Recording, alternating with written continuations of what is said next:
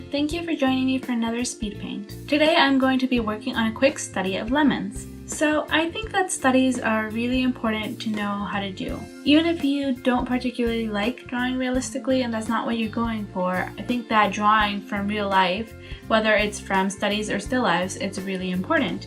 This is because it helps you to really pay attention to your surroundings and to see the values in different things. And regardless of the style that you're going for, it will always benefit you to know how to draw realistically. Personally, I really like doing studies because it helps me to really get my creative juices flowing when I don't have any idea of what to draw. I really like doing studies of portraits and of landscapes, and even though you can't really claim that this is your own artwork, because usually as you're finding references online, on Instagram, or on Pinterest, it really benefits you to see how other artists or other people that you admire are composing their images and to study from them by copying them. This lemon study that I'm working on is actually taken from a reference picture that I myself took. However, when working off of reference pictures by others, always make sure to credit the original content creator. So a little bit about my process with this drawing. Whenever I'm working with studies or with anything in general,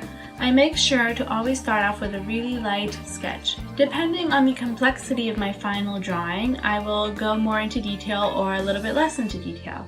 Because I wanted this to be a quick study, I only did a couple of lines where I wanted my branches to go, and then I started building off of that. So I just block in the middle tones of that drawing. After the midtones, I usually like to put in my highlights. The highlights are really important because usually they're what will call the viewer's eye. You want to save your highlights for the most important parts of your painting. However, highlights can only work when contrasted with darks and shadows. So after I put in my highlights, I go back in and put in my dark tone. This is really important because it helps to bring out every aspect of the drawing. Every drawing is made up of those three important things: your highlights, your midtones, and your shadows. If you know how to make use of these three elements, then your drawings will always look realistic regardless of whether you're going for a more cartoonish style. Once you have the basics down, it's really easy to go back and find your own style because you know that you will always have the basics to fall back on.